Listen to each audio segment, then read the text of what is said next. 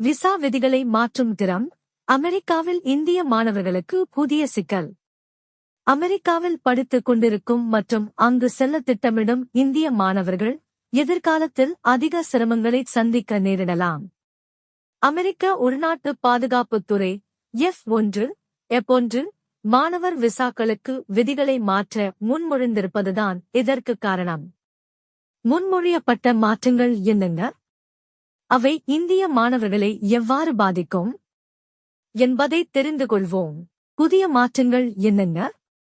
பிற நாடுகளைச் சேர்ந்த மாணவர்கள் விசாவை தவறான முறையில் பயன்படுத்துவதைத் தடுக்க அமெரிக்க அதிபர் டொனால்ட் டிரம்பின் நிர்வாகம் புதிய விதிகளை முன்மொழிந்துள்ளதாக உள்நாட்டு பாதுகாப்புத்துறை தெரிவித்துள்ளது. பொதுவாக அமெரிக்காவில் படிக்கச் செல்லும் மாணவர்களுக்கு F1, F1 விசா வழங்கப்படுகிறது. பரிமாற்ற திட்டங்கள் மூலம் செல்லும் மாணவர்களுக்கு J1 விசா வழங்கப்படுகிறது.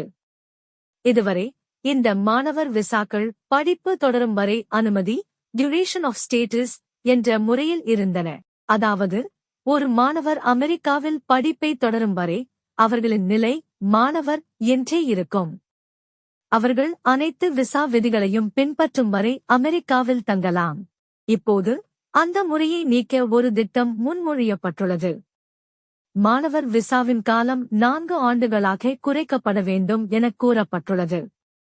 குறிப்பிட்ட அந்த கால அளவுக்குப் பிறகு ஒரு மாணவர் அமெரிக்காவில் தொடர்ந்து தங்க விரும்பினால் படிப்பு தொடரும் வரை அனுமதி எனும் நிலையை நீட்டிக்க விண்ணப்பிக்க வேண்டும்.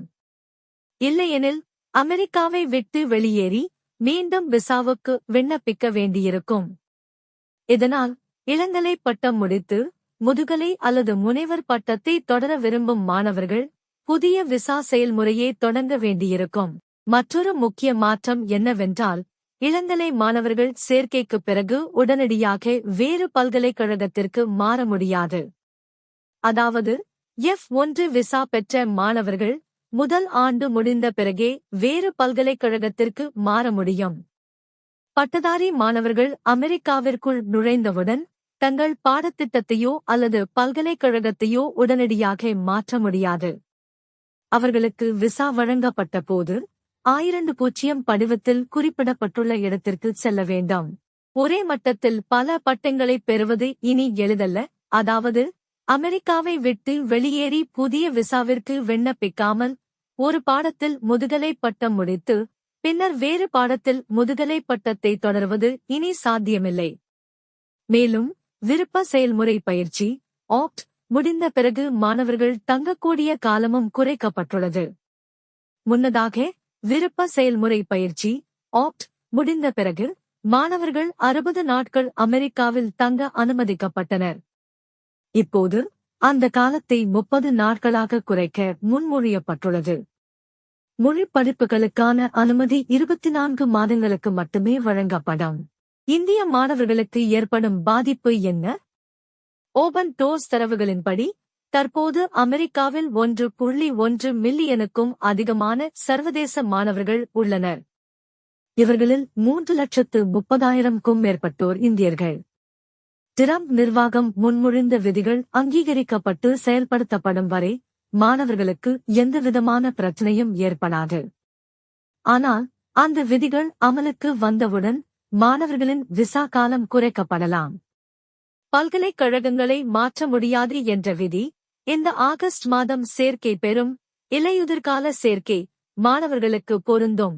அமெரிக்காவில் முதுகலை பட்டம் முடித்த பிறகு வேலைவாய்ப்பு அல்லது H-1B, H-1B விசா கிடைக்காத மாணவர்கள் பலரும் இரண்டாவது முதுகலை படிப்பு படிப்பதன் மூலம் அமெரிக்காவில் தொடர்ந்து வசிக்கும் வாய்ப்பை பெறுகிறார்கள். புதிய மாற்றங்கள் அமலாகும் பட்சத்தில் அவ்வாறு செய்ய முடியாது.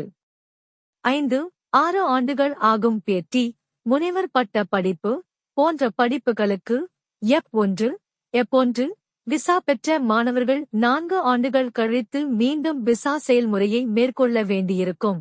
இதில் விசா கட்டணம் செலுத்துதல், பயோமெட்ரிக்ஸ் முறையில் பதிவு செய்தல் மற்றும் நிதி ஆதாரத்தை உறுதி செய்யும் ஆவணங்களை சமர்ப்பித்தல் ஆகியவை அடங்கும். இந்த மாற்றங்கள் முதலில் 2020-இல் டிரம்ப் அதிபராக இருந்தபோது முன்மொழியப்பட்டன.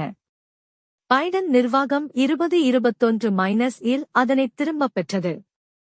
ஆனால் இப்போது டிரம்ப் நிர்வாகம் அதை மீண்டும் கொண்டு வருகிறது.